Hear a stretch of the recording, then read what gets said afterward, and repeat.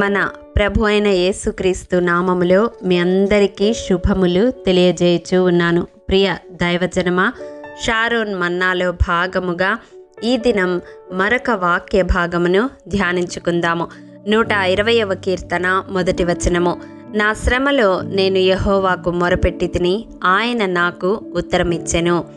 ప్రియ దైవజనమా, ఆదికాండం Bible స్టడీలో భాగముగా 35వ అధ్యాయము 3వ వచనములో యాకోబు నా శ్రమ దినమున నాకుత్తరమిచ్చి నేను వెళ్ళిన మార్గమున నాకు తోడయుండిన దేవుడు అని పలుకుతూ ఉన్నాడు. ప్రియ దైవజనమా, యాకోబుకు శ్రమ కలిగినప్పుడు దేవునికి మొరపెట్టి జవాబును పొందాడు. ఆదికాండం 28వ అధ్యాయము 20 నుండి 22 వచనాలలో మనం గమనిస్తే, ఇంటిని విడిచి బయలుదేరిన యాకోబు భవిష్యత్తు అగమ్య గోచరముగా ఉంది. అందరూ ఉన్నా, అన్నీ ఉన్నా, ఎవ్వరూ లేని, ఏమీ లేనివానిగా మిగిలిపోయిన యాకోబు తన కష్టములో, తన దుఃఖములో, తన శ్రమలో, తన ఒంటరితనములో దేవునికి మొరపెట్టాడు, మొక్కుబడి చేసుకున్నాడు. ప్రియ దైవజనమా, మన జీవితాల్లో కూడా ఇటువంటి సందర్భాలు ఎదురవుతూ ఉంటాయి. అందరూ ఉంటారు, అన్నీ ఉంటాయి, కానీ తెలియని దుఃఖము, వేదన, ఒంటరితనము అనుభవించాల్సి వస్తుంది.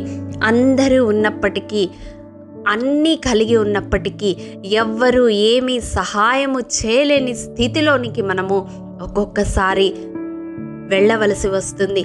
ఆ శ్రమలోయలో గుండా మనము వెళ్తూ ఉన్నప్పుడు మనుషులెవ్వరూ మనకు సహాయపడలేరు. కానీ మనకు కలిగిన ఆ శ్రమను బట్టి మనము దేవుణ్ణి మొరపెడితే 91వ కీర్తన 15వ వచనం ప్రకారం ఆ శ్రమలో దేవుడు మనకు తోడై ఉంటాడు.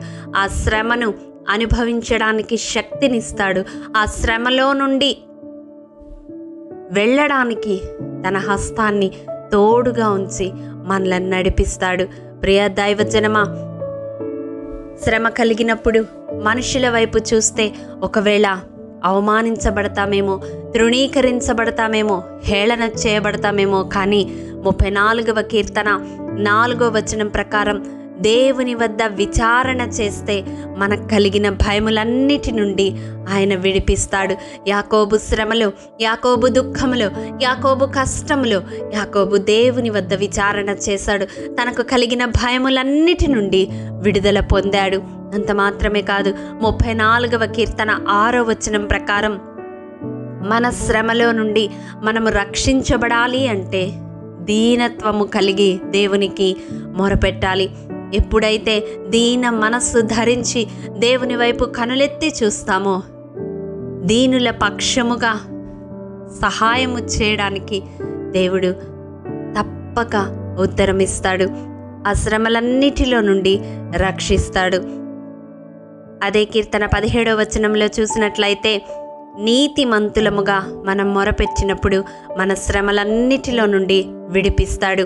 ఈ వాక్యం వింటున్న ప్రియ సహోదరుడా, సహోదరి, ఒకవేళ శ్రమల కొలిమిలో నలిగిపోతూ ఉన్నావా?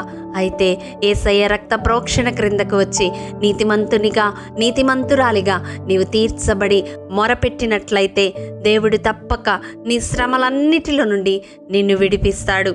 మనకు కష్టకాలమందు మనము దేవుని వైపు తిరిగి ఆయన సన్నిధిలో మొరపెడితే 106వ కీర్తన 13వ వచనం ప్రకారం మనకు కలిగిన ఆపదలన్నిటిలో నుండి విడిపిస్తాడు. ఆనాడు యోనా మత్స్యము కడుపులో నుండి, అగాధ కూపములో నుండి, పాతాళ గర్భములో నుండి, ఉపద్రవములో నుండి దేవునికి మొరపెట్టినప్పుడు దేవుడు యోనాను విడిపించాడు కదా. ప్రియ సహోదరుడా, సహోదరి, నిన్న నేడు రేపు మారక ఏకరీతిగా ఉండే దేవుణ్ణి మనము కలిగి ఉన్నాము. తరాలు మారిన, యుగాలు మారిన, మారని దేవుణ్ణి మనము కలిగి ఉన్నాము. ఆనాడు యాకోబు తనకు శ్రమ కలిగినప్పుడు దేవునికి మొరపెట్టి ఉత్తరము పొందాడు. తన శ్రమలో దేవుని తోడును కలిగి ఉన్నాడని సాక్ష్యమిస్తూ ఉన్నాడు. ఈ దినం ఈ వాక్యము ద్వారా ప్రభు మన హృదయాలను సంధిస్తూ ఉండగా, ఎవరైతే శ్రమల గుండా వెళ్తూ ఉన్నారో వారితో దేవుడు సూటిగా మాట్లాడుతూ ఉన్నాడు. యాకోబును విడిపించిన దేవుడు నిన్ను కూడా విడిపించడానికి సమర్థుడు. యాకోబును నడిపించిన దేవుడు నిన్ను కూడా నడిపించడానికి సమర్థుడు. యాకోబును రక్షించిన దేవుడు నిన్ను కూడా రక్షించడానికి సమర్థుడు. అయితే నీవు మనుషుల యొద్ద విచారణ చేయక దేవుని యొద్ద విచారణ చేస్తే, దేవునికి మొరపెడితే, దీన మనస్సు ధరించి దేవుని రక్త ప్రోక్షణ ద్వారా, ఆయన కృప ద్వారా నీతిమంతురాలిగా తీర్చబడి ఆయన సన్నిధిలో గోజాడితే, దేవుడు నీకు కలిగిన భయములన్నిటిలో నుండి, నీ కలిగిన శ్రమలన్నిటిలో నుండి, నీ కలిగిన ఆపదలన్నిటిలో నుండి విడిపిస్తానని ఈ దినం వాగ్దానం చేస్తూ ఉన్నాడు. నమ్ముతున్నావా ప్రియ సహోదరి సహోదరుడా? నమ్మితే ఈ ప్రార్థనలో ఏకీభవించు.